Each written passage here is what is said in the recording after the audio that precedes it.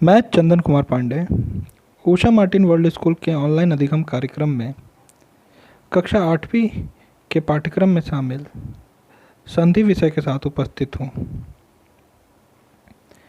आज के इस अंश में हम व्यंजन संधि के अन्य नियमों के विषय में जानेंगे। व्यंजन संधि के 5वें नियम के अंतर्गत न संबंधी नियम यह बताता है कि यदि री, र और मूर्धन्य स के बाद न व्यंजन आता है तो न का रूप बदलकर टवर्गीण हो जाता है। जैसे परि, धन, नाम। परि के बाद, र के बाद न व्यंजन आने पे यह नाम न टवर्गीण में परिवर्तित हो गया। वही दूसरे में प्र अर्थात प्र के में र वर्ण अंत में है, प और र के बाद मान। इसमें देखिए इसका जो न रूप है ये किस रूप में परिवर्तित हो जा रहा है? टवर्गीण में। व्यंजन संधि के अगले नियम में म संबंधी नियम के पहले रूप में म का मेल यदि क से म तक किसी भी व्यंजन वर्ण से होने पर म उसी वर्ग के पंचमाक्षर अर्थात अनुस्वार में बदल जाता है। जैसे सम, म। अब क से लेकर म तक किसी भी व्यंजन से अगर उसका यदि मेल होता है तो सम में गति, तो गति क से लेकर म व्यंजन के बीच का व्यंजन है, तो इसका रूप किस रूप में बदल जाता है? तो उसी वर्ग के पंचमाक्षर के में, तो सम धन गति, संगति।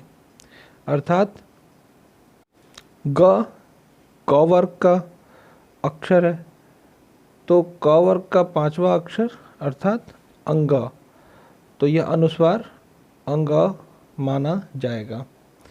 वहीं दूसरी ओर सम जोड़ च, च वर्ग का 5वां अक्षर य, तब इस प्रकार इन दोनों को जोड़ने से यह संचय बन जाता है।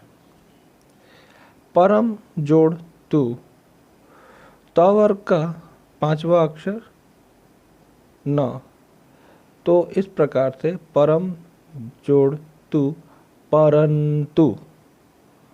सम जोड़ पूर्ण, प वर्ण का 5वां अक्षर म, इस प्रकार यह शब्द बनेगा संपूर्ण।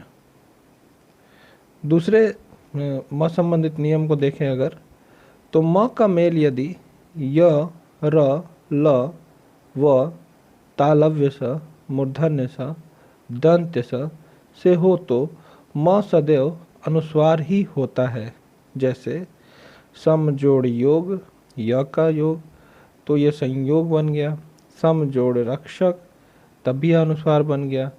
सम जोड़ लाभ, मतलब य, र, ल, व सभी शब्द जो हम देख रहे हैं उसमें य, र, ल, व, तालव्य स, मूर्धन्य स, दंत्य स, इन सभी का प्रयोग है। इन सभी स्थिति में यह अनुस्वार का रूप बदल देता है। इसी के अंतर्गत तीसरे नियम को अगर देखें तो म के बाद यदि म आने पर कोई परिवर्तन नहीं होता है, मतलब इसमें कोई परिवर्तन नहीं किया जा सकता है। सम जोड़ मान, सम्मान।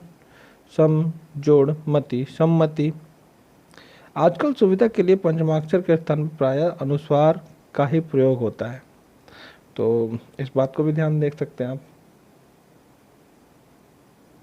व्यंजन संधि के 7वें नियम और आखिरी नियम के अंतर्गत हम यह जान पाएंगे कि स संबंधी नियम क्या कहता है। स से पहले यदि अ, आ से भिन्न, मतलब अ और आ को छोड़कर स्वर हो तो, मतलब अ, आ को छोड़कर कोई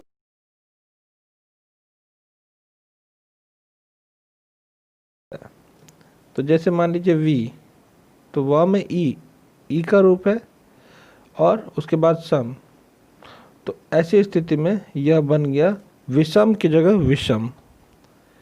दूसरे उदाहरण में पी अर्थात ई और दूसरा क्या है साद, तो हो गया विषाद।